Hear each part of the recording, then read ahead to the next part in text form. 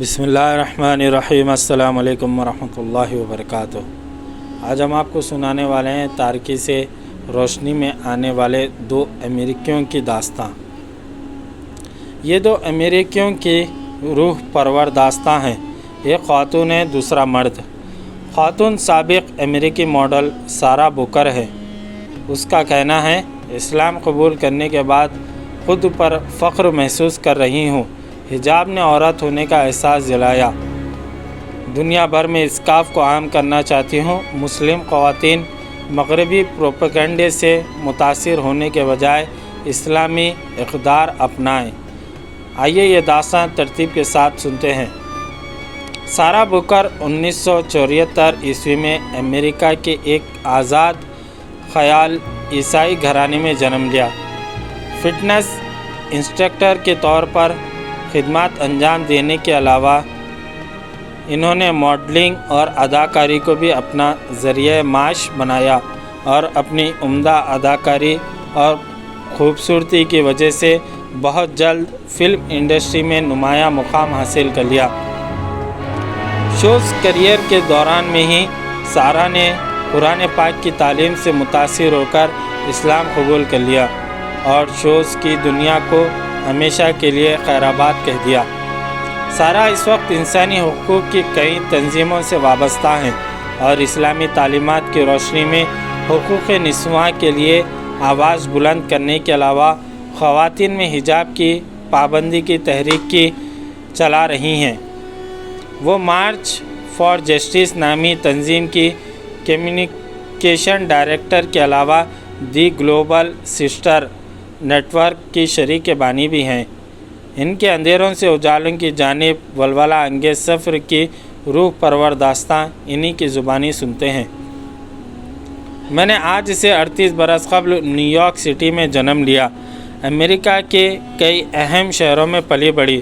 دوسری امریکی لڑکیوں کی طرح مجھے بھی بڑے شہروں کی چکا چوند نے اپنے جادو میں جکڑے ہوئے رکھا تھا۔ میں نے بالآخر میامی کے ساحل پر رہنے کا فیصلہ کیا۔ یہاں گلیمر کی تلاش میں آنے والے لوگوں کا رش لگا رہتا ہے۔ میں اچھی طرح جانتی تھی کہ ایک مغربی لڑکی کی سب سے بڑی خواہش کیا ہوتی ہے، اسی لیے میں اپنے سراپے کو پرکشش بنانے میں ہر رائج تدبیر اپنائی۔ ظاہر ہے اس طرز عمل کا مقصد زیادہ سے زیادہ لوگوں کو اپنی طرف راغب کرنے کے سوا کچھ نہیں تھا۔ پھر میں نے خود کو فٹ رکھنے کے لیے خوب محنت کی اور کچھ عرصے بعد ساحل پر آنے والے دیگر لڑکیوں کو بھی فٹنس کی ٹریننگ دینے لگی۔ میں اپنے رنگ و روپ کی وجہ سے ساحل پر آنے والے مردوں کے لیے خصوصی کشش اور دلچسپی کا سامان تھی، جبکہ عورتیں میری لائف اسٹائل کی دیوانی تھی۔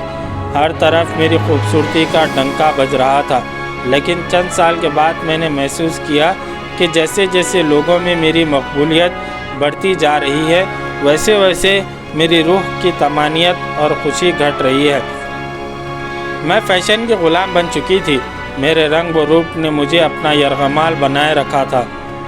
شوز کی رنگین دنیا سے وابستہ ہونے کی وجہ سے مجھے الکوہل کا استعمال کرنا پڑا اور مخلوط پارٹیوں میں شریک ہونا بھی پڑا۔ میری مجبوری تھی۔ میں بلا وجہ بے چین اور مضطرب رہنے لگی۔ رفتہ رفتہ محسوس ہونے لگا کہ میری ڈپریشن میں اضافہ ہوتا جا رہا ہے۔ میں نے سکون حاصل کرنے کی غرض سے اور ٹینشن سے نجات حاصل کرنے کے لیے منشیات کا سہارا لینا شروع کر دیا۔ کچھ عرصے بعد محسوس کرنا شروع کر دیا کہ ادویات تو عارضی طور پر سکون دیتی ہیں، مگر یہ میرے مرض کا مستقل علاج نہیں۔ آزادی نسواں کے علمدار ہونے کے ناطے میں دوسرے ممالک کا اسی مشن میں کام کرنے والی خواتین سے ملتی رہتی۔ یہ خواتین ایک مخصوص طبقے کے لیے انصاف، عزت اور آزادی کی بات کرتی تھیں، جبکہ میری سوچ ان سے مختلف تھی۔ میرے نزدیک سب انسان برابر ہیں اور سب کے سب بلا امتیاز انصاف، عزت اور آزادی کے حقدار ہیں۔ بعض لوگوں سے قرآن کی حقانیت کا سنا، بعض نے اس کے خلاف خیال ظاہر کیا، تو مجھے خیال آیا مجھے اس کتاب کا مطالعہ کرنا چاہیے۔ سو میں نے قرآن حکیم کا مطالعہ شروع کر دیا۔ مغرب میں اس کے خلاف خاصے منفی خیالات پائے جاتے ہیں۔ مجھے بزرگوں سے بچپن میں ہی بتا دیا کہ مسلمان مرد اپنی عورتوں کو خیموں میں چھپا کر رکھتے ہیں، اپنی بیویوں پر تشدد کرتے ہیں اور دنیا میں دہشت گردی پھیلا رہے ہیں، لیکن قرآن کے طرز تحریر نے مجھے بے حد متاثر کیا۔ زندگی، تخلیق اور خالق و مخلوق کے درمیان تعلق وغیرہ سے آگاہی کے لیے میں قرآن کے مزید قریب آ گئی۔ میں جوں قرآن پڑھتی جاتی مجھے محسوس ہونے لگا یہ کتاب الہی میری روح سے مخاطب ہے، مجھے روحانی سکون حاصل ہو رہا ہے۔ سب سے زیادہ باعث طمانینت یہ تھی کہ مجھے تلاوت کلام پاک اور اسے سمجھنے کے لیے کسی پادری کے پاس جانے کی ضرورت نہیں تھی۔ رفتہ رفتہ مجھ پر حق ظاہر ہوتا چلا گیا۔ میں نے سارے کام چھوڑ کر اسلام سے دل لگانے کا فیصلہ کر لیا۔ میرا جی چاہتا تھا کہ اسلام قبول کر لوں اور اپنی زندگی اسلام کی تعلیمات کے تابع کر لوں، کیونکہ مجھے یقین ہو چکا تھا کہ یہی مذہب میرے دل کی بے چینی ختم کر سکتا ہے۔ لہٰذا میں نے اسلام قبول کر لیا، جس کے بعد میں نے اپنے لیے دیگر مسلمان خواتین کی طرح ایک لمبا سا گاؤن اور حجاب خریدا۔ انہیں پہن کر انہی گلیوں سے گزری جہاں سے مختصر لباس پہن کر گزرا کرتی تھی۔ اگرچہ راستے میں مجھے وہی پرانے چہرے اور دکانیں نظر آئیں، لیکن ہر ایک چیز تبدیل ہو چکی تھی۔ مجھے زندگی میں پہلی مرتبہ اپنے عورت ہونے پر فخر محسوس ہو رہا تھا۔ مجھے یوں لگا کہ سب زنجیریں ٹوٹ چکی ہیں اور میں آزاد ہو چکی ہوں۔ وہی لوگ جو پہلے مجھے کسی شکاری کی نظر سے دیکھتے تھے، میرا نیا روپ دیکھ کر حیران تھے اور ان کے تاثرات بدل چکے تھے۔ اس بات کی مجھے بے حد خوشی ہو رہی تھی۔ مجھے ایسے لگ رہا تھا جیسے اچانک میرے کندھوں سے بھاری بوجھ اتر گیا ہو۔ اب مجھے اپنا قیمتی وقت شاپنگ اور میک اپ کا سامان خریدنے پر برباد کرنے کی ضرورت نہیں تھی۔ میرے مشرف اسلام ہونے کے کچھ عرصے کے بعد ہی مختلف سیاستدانوں اور انسانی حقوق کی نام نہاد تنظیموں نے اسکارف پر پابندی کا مطالبہ کر دیا اور اسے رابطے میں رکاوٹ قرار دیا، جبکہ بعض عاقبت نااندیش لوگوں نے اسے جہالت کی علامت قرار دیا۔ مجھے نام نہاد انسانی حقوق اور حقوق نسواں کی تنظیموں پر شدید حیرت ہوتی ہے۔ یہ تنظیمیں یوں تو عورت کی آزادی اور حقوق کے لیے بڑھ چڑھ کر مظاہرے کرتی ہیں، لیکن جب حجاب کی بات آتی ہے تو انہیں سانپ سونگھ جاتا ہے۔ آخرکار تعلیم حاصل کرنے کی طرح حجاب پہننا بھی مسلمان عورت کا حق ہے، جو اسے کسی بھی صورت نہیں چھینا جا سکتا۔ میں آج بھی حقوق نسواں کے لیے کام کر رہی ہوں، لیکن صرف مسلمان خواتین کے حقوق کے لیے میں مسلمان خواتین میں حجاب کا استعمال عام کرنا چاہتی ہوں۔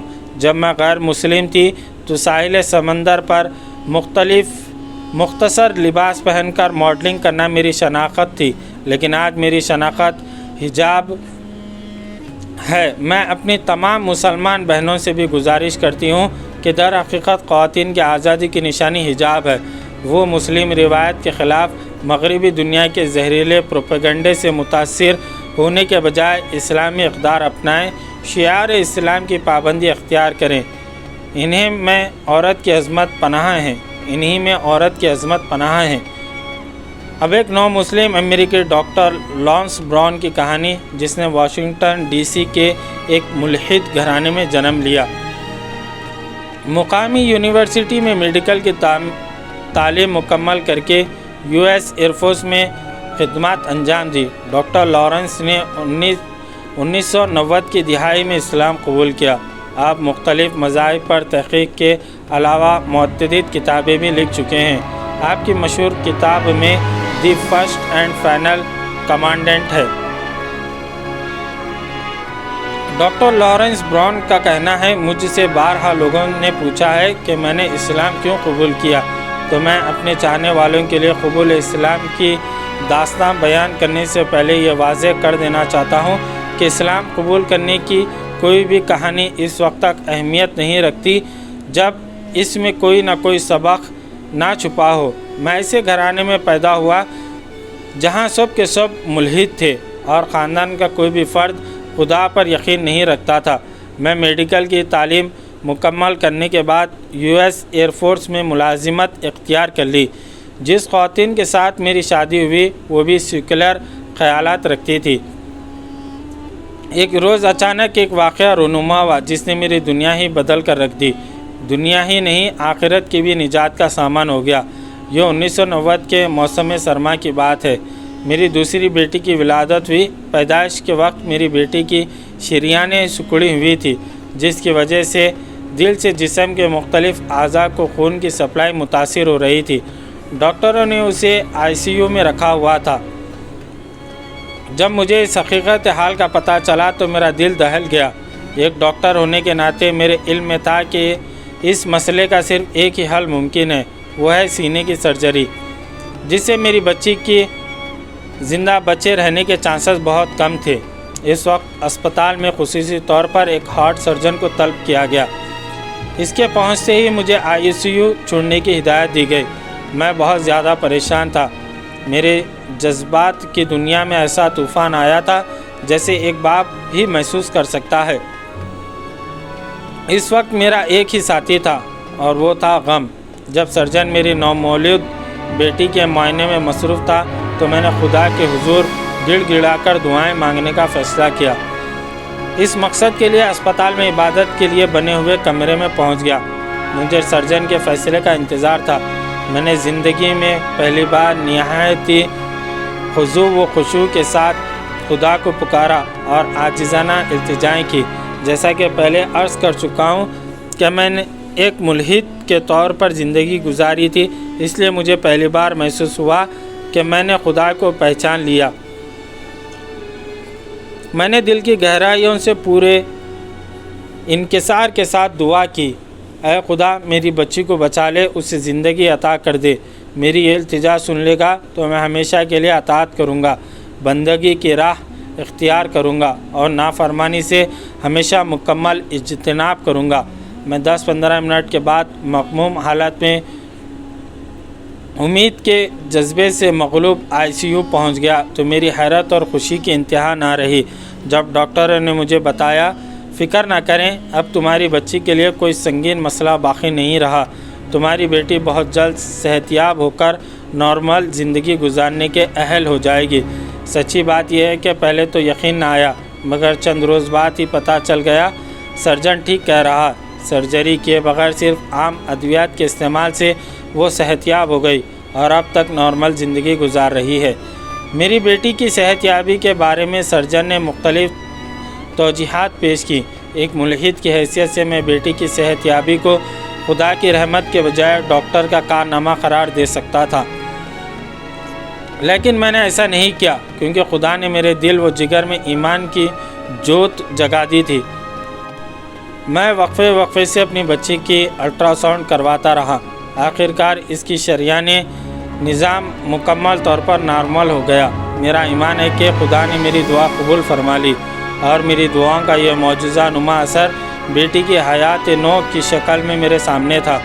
اگلے چند سال میں میں نے اپنے خدا کے ساتھ کیے گئے عہد کی پابندی کی، مگر بعد میں رفتہ رفتہ مجھ پر غفلت طاری ہونے لگی۔ اس کی وجہ یہ تھی کہ یہ حق کے بجائے باطل کی وادیوں میں بھٹکتا رہا۔ میں یہودیت کے علاوہ عیسائیت کے تمام فرقوں کے بارے میں مطالعہ کیا، مگر حق کو نہ پا سکا اور بے چین و مضطرب رہنے لگا۔ بیٹی کے ساتھ پیش آنے والے واقعے کے موقع پر تو میں کسی بھی مذہب کو نہیں مانتا تھا، مگر اس کے باوجود کیتھولک چرچ میں ہونے والی عبادات میں شرکت کرنے لگا تھا، مگر بائبل کی تعلیمات مجھے مطمئن نہیں کرتی تھی۔ آخرکار میں نے کسی پادری وغیرہ کی مدد کے بغیر مذاہب کا تقابلی مطالعے کا فیصلہ کیا۔ یہ سب کچھ اپنے گھر میں بیٹھ کر کرنے لگا۔ اس دوران میں پہلی مرتبہ قرآن پاک اور مارٹن لنگرز کی سیرت نبوی صلی اللہ علیہ وسلم پر لکھی گئی کتاب سے متعارف ہوا۔ حصول تعلیم کے دوران میں یہودیت اور عیسائیت کا معمولی سا مطالعہ کیا تھا اور ان مذہب میں خدا کے تصور سے آگاہی حاصل کر لی تھی، مگر اس دوران میں اسلام میں خدا کے تصور اور قرآن پاک میں انبیاء کرام کے بارے میں نہیں پڑھا تھا اور نہ ہی آخری پیغمبر حضور صلی اللہ علیہ وسلم کے بارے میں کچھ جانتا تھا۔ जो ही मैं कुरान और सीरत नबवी सल्लल्लाहु अलैहि वसल्लम का मुताला करता गया, इनकी तालीमात मुझ पर असरअंदाज होने लगी और मेरे दिल व दिमाग ने इन तमाम बातों को कबूल कर लिया। हर चीज़ खुद ब खुद वाज़े होती चली गई। अंबिया कराम की दुनिया में आमद, खुदा की वहदानियत और कुरान पाक के अल्लाह ताला के आखिरी होने के बारे में जानकर मेरा जहन मुकम्मल तौर पर साफ़ हो गया, तो मैंने इस्लाम कबूल कर लिया। कबूल इस्लाम के बाद मैंने एक सबक ये सीखा कि अल्लाह ताला इन लोगों को हिदायत नसीब फरमाता है जो इसकी तमन्ना रखते हैं। इस दुनिया में मुझसे ज़्यादा ज़हीन लोग होंगे, लेकिन वो इस्लाम के बारे में सच जानने की कोशिश नहीं करते। ये अहलियत ज़हानत से नहीं बल्कि अखलास से पैदा होती है। अल्लाह ताला भी ऐसे लोगों की मदद फरमाता है जो हक़ की तलाश में इससे मदद तलब करते हैं, और ऐसे लोग जो गलत अक़ायद पर कायम रहना पसंद करते हैं, अल्लाह ताला उन्हें इनके हाल पर छोड़ देता है और वो सारी उम्र भटकते रहते हैं। इसलिए अल्लाह ताला का शुक्र अदा करता हूँ कि उसने मेरी रहनुमाई की। मैंने पहले अल्लाह को पहचाना, मैंने इसकी इबादत की और इखलास से नीयत के साथ इसके दीन पर चलने का अहद किया, और आखिरकार एक मौके पर इसकी रहमत मुझे सिरात मुस्तकीम पर ले आई। जज़ाकल्लाहु खैर।